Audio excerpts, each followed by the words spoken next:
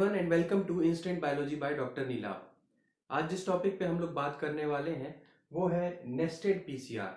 आपको पता ही होगा कि हम लोग ऑलरेडी लेक्चर सीरीज बना रहे हैं वेरिएशंस ऑफ पीसीआर के ऊपर, जिसमें कुछ वेरिएशंस को हम ऑलरेडी कवर कर चुके हैं, जैसे कि कॉलोनी पीसीआर हो गया, आपका हॉट स्टार्ट पीसीआर हो गया जो लास्ट लेक्चर में ही हमने कंप्लीट किया है, और आज डील कर रहे हैं नेस्टेड पीसीआर।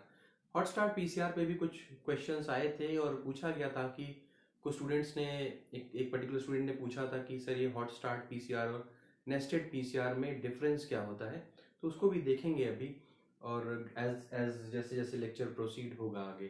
तो शुरुआत करते हैं नेस्टेड पीसीआर की। इसकी खास बातें क्या है? नेस्टेड पीसीआर की जब भी हम बात करें तो आपके दिमाग में एक चीज़ क्लियर होनी चाहिए कि जैसे स्टैंडर्ड पीसीआर में वहाँ पे हम लोग सिर्फ एक सेट ऑफ प्राइमर्स यूज करते हैं। एक सेट ऑफ प्राइमर मतलब जिसमें कि एक फॉरवर्ड प्राइमर और एक रिवर्स प्राइमर होता है। सिर्फ दो ही, मतलब एक set of primer he use होता है। लेकिन यहाँ पे नेस्टेड पीसीआर के अंदर टू और मोर पेयर ऑफ प्राइमर्स या टू और मोर सेट ऑफ प्राइमर्स का यहाँ पे यूज होता है। तो सबसे पहले तो एक चीज यहाँ पे अंतर हो गई कि एक से ज्यादा यानी कि दो या दो से ज्यादा प्राइमर्स का यहाँ पे यूज होता है। जैसे जैसे हम स्पेसिफिसिटी बढ़ाना चाहते हैं वैसे वैसे हम प्राइमर्स की संख्या बढ़ा सकते हैं, बट जनरली रिएक्शंस में दो सेट ऑफ प्राइमर्स का यूज किया जाता है। ठीक, अब आते हैं नेक्स्ट पॉइंट पे। फर्स्ट पेयर जो है वो जैसे नॉर्मल पीसीआर या स्टैंडर्ड पीसीआर के अंदर जिस तरीके से जो पेयर जो होता है वो एम्पलीफाई करवाता है, उसी तरीके से फर्स्ट पेयर जो होता है वही काम करता है, यानी कि नॉर्मल एम्पलीफिकेशन करवाता है पीसीआर का। ठीक है, असली चीज कहाँ से शुरू होती है? जो मेन आपका जो नेस्टेड पीसीआर का जो प्रोसेस है वो शुरू होता है आपके सेकेंड पेयर जो प्राइमर है उसके फंक्शन से। अब सेकेंड पेयर ऑफ प्राइमर क्या करता है कि जो फर्स्ट पेयर ने जो रीजन एम्पलीफाई कर दिया, इस रीजन के अंदर ही सेकेंड पेयर ऑफ प्राइमर की बाइंडिंग साइट होती है। यानी कि जब पहला पेयर एम्पलीफाई करके एक स्ट्रैंड दे देगा, पहला पेयर एम्पलीफिकेशन, पहला पेयर जब प्राइमर का होगा, जब वो एम्पलीफाई करके स्ट्रैंड दे देगा, तो इस एम्पलीफाइड स्ट्रैंड के अंदर ही आपके सेकेंड प्राइमर का बाइंडिंग रीजन होगा, और उसके बाद बाइंडिंग करने के बाद वो जो ये सेकेंड पेयर ऑफ प्राइमर्स हैं वो स्पेसिफिक होंगे आपके जीन ऑफ इंटरेस्ट को एम्पलीफाई करने के लिए। तो होपफुली इतनी बात समझ में आ गई होगी, और जब हम डायग्रामेटिक रिप्रेजेंटेशन देखेंगे तो और क्लियरली समझ में आएगा कि ये नेस्टेड पीसीआर किस तरीके से आखिर काम करता है। ठीक है, तो ऑब्वियसली जब फर्स्ट पेयर ऑफ प्राइमर जो रीजन एम्पलीफाई कर रहा है उसके अंदर है आपका सेकेंड प्राइमर का बाइंडिंग रीजन, तो जाहिर सी बात है कि आपका जो सेकेंड वाला जो एम्पलीफाइड प्रोडक्ट होगा it would be shorter than the first one. पहले वाले एम्पलीफाइड प्रोडक्ट से छोटा होगा सेकेंड एम्पलीफाइड प्रोडक्ट। ठीक, इतनी तो बात क्लियर हो गई होगी। और इसकी कुछ एडवांटेजेस भी हैं, इसको हम लोग आगे देखेंगे अभी फाइनली एडवांटेज। सबसे पहले अब देखते हैं कि किस तरीके से ये नेस्टेड पीसीआर काम करता है। सबसे पहले तो यहां पे देख लीजिए ये क्या है, ये आपका डबल स्ट्रैंडेड डीएनए है। ये आपका डबल स्ट्रैंडेड डीएनए है, ये पहला स्ट्रैंड है, ये दूसरा स्ट्रैंड है। इसको आप 5 prime to 3 prime, 3 prime to 5 prime label कर सकते हैं, अपने हिसाब से कोई अंतर नहीं पड़ेगा। अब देखिए, जैसा कि मैंने बताया आपको कि यहाँ पे दो सेट ऑफ प्राइमर्स यूज हो रहे हैं। एक को हम आउटर पेयर कह सकते हैं, एक को इनर पेयर कह सकते हैं। देखिए यहाँ पे ये जो रेड कलर से हमने दिखाया है दोनों जगह, यहाँ पे और यहाँ पे, ये क्या है? ये मेरे आउटर प्राइमर्स हैं। समझने वाली बात क्या है कि ये जो हमें एक्चुअल जो रीजन सपोज करिए एम्पलीफाई करना है वो ये रीजन है। ठीक है, लेकिन हमने जो first pair of primers use किए वो यहां से यहां तक के रीजन को एम्पलीफाई करेंगे इस तरीके से। ठीक है, अब जो सेकेंड पेयर है, जो सेकेंड पेयर जो सबसे इंपॉर्टेंट है, जो मेन रिएक्शन आपका गवर्न कर रहा है, वो इस प्रोडक्ट के या इस बाइंडिंग रीजन के अंदर आके बाइंड करेगा। होपफुल ये चीज समझ में आ रही होगी कि इसके अंदर ये जो रीजन है, इसके अंदर जो सेकेंड पेयर है उसका बाइंडिंग रीजन है। तो इसको हम लोग नेस्टेड इनर प्राइमर बोलते हैं। नेस्टेड इनर प्राइमर बोलिए, चाहे इनर प्राइमर बोलिए, और ये जो बाहर बाइंड किए हुए हैं उनको आउटर प्राइमर बोल सकते हैं।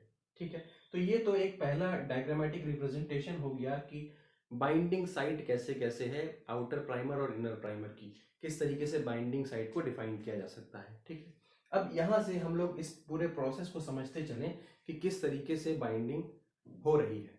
ठीक है, चलिए देखते हैं। सबसे पहले क्या है, ये आपका डबल स्ट्रैंडेड डीएनए है जैसे कि मैंने बताया, और जैसा हमने ऊपर बनाया भी था, आउटर प्राइमर जो है यहाँ पे बाइंड किया, और दूसरा वाला ये एफ मतलब क्या हो गया, फॉरवर्ड, और ये आर मतलब क्या हो गया, रिवर्स, यानी कि आउटर प्राइमर फॉरवर्ड और आउटर प्राइमर रिवर्स, ये दोनों आकर के बाइंड कर गए आपके इस रीजन पे और इस रीजन पे। अब क्या होगा, यहाँ पे आपका मेन चीज शुरू होती है। भाई क्या हो सकता है मे बी ये वाले जो प्राइमर्स हैं ये किसी किसी नॉन स्पेसिफिक रीजन पे जाकर के बाइंड कर जाएं और नॉन स्पेसिफिक बाइंडिंग शो करने लग जाएं, नॉन स्पेसिफिक बाइंडिंग शो करने लग जाएं। जैसे कि मैंने यहाँ पे दिखाया भी है, यहाँ पे एक आकर के बैठ गया नॉन स्पेसिफिक बाइंडिंग, और यहाँ पर भी आकर के बाइंड कर सकता है, इसको भी हम लोग नॉन स्पेसिफिक बाइंडिंग ही बोलेंगे। मान लीजिए ये ऐसा बाइंड करता है, फिर क्या होगा, अब इसके बाद ये जब ये भी बाइंड इधर इस रीजन पे ही बाइंड कर रहा है और एक्चुअल रीजन जहां पे बाइंड करना चाहिए था वहां भी बाइंड कर रहा है।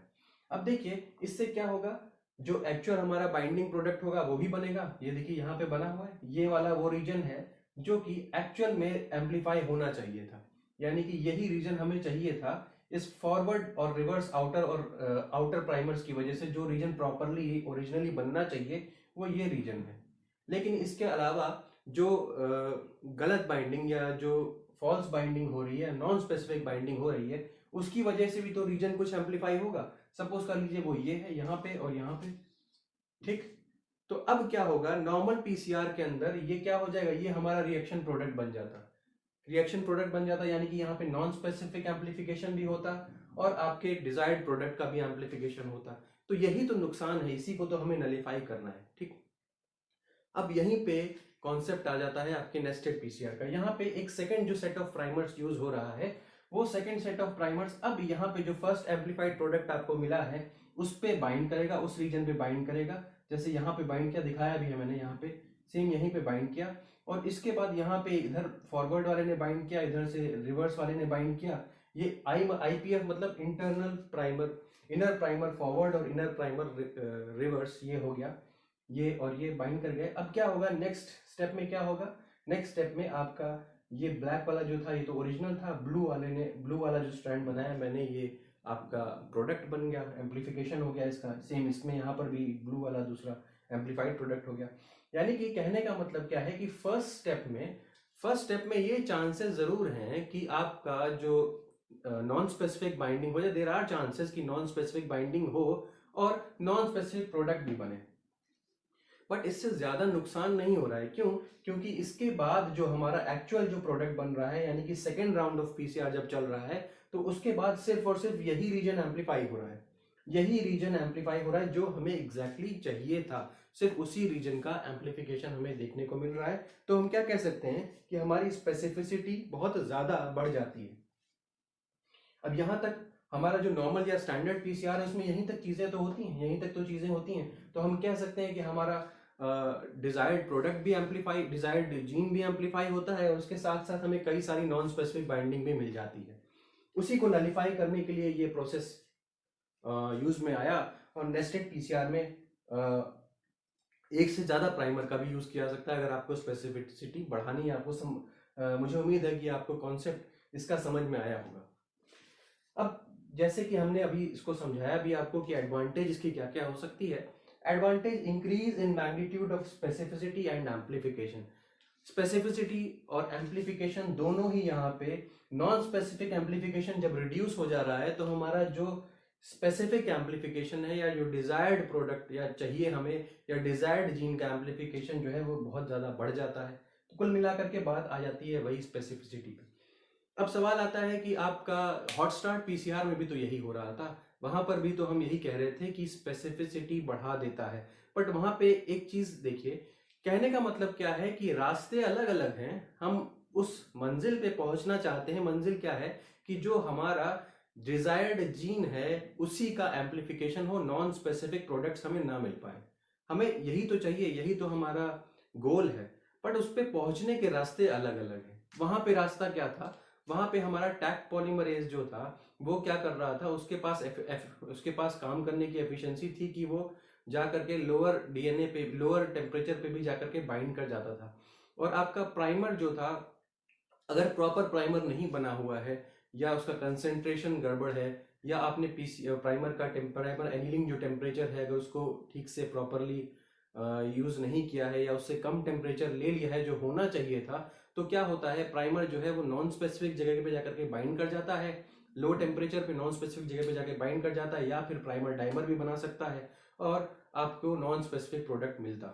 वहां पे हम लोग क्या कर रहे थे, वहां पे हम लोग सिर्फ टैग पॉलीमरेज को एक अलग सेपरेट कर देते थे, और जब तक डिजायर्ड टेम्परेचर पहुंच नहीं जाता था तब तक टैग पॉलीमरेज उस बाकी सारे कंपोनेंट्स के जो पीसीआर के कंपोनेंट्स होते हैं उनसे मिक्स नहीं हो पा रहा था। तो जब तक टेम्परेचर पहुंचेगा नहीं तब तक आपका टैग पॉलीमरेज बाकी चीजों से मिक्स नहीं होगा और रिएक्शन आगे बढ़ेगा नहीं या इलॉन्गेशन हो नहीं पाएगा। तो वहां पर भी हम चाहते स्पेसिफिसिटी तक ही रीच करना था, बट वहां पे हमने टारगेट कर दिया था कि प्राइमर या डीएनए पॉलीमरेज जो है वो बाकी चीजों से मिक्स ना होने पाए जब तक प्रॉपर टेम्परेचर अचीव नहीं हो जाता। तो इसीलिए हम हॉट स्टार्ट से ही शुरू करते थे, टेम्परेचर बहुत हाई मेंटेन करते थे। जब वो वैक्स वगैरह या आपका एंटीबॉडी जब मेल्ट हो जाता था तो आपका जो टैग पॉलीमरेज है वो बाकी कंपोनेंट से मिक्स हो जाया करता था। यहाँ पे हमने एक दूसरा ऑल्टरनेट यूज किया है, हमने यहाँ पे दो प्राइमर्स यूज कर लिए हैं।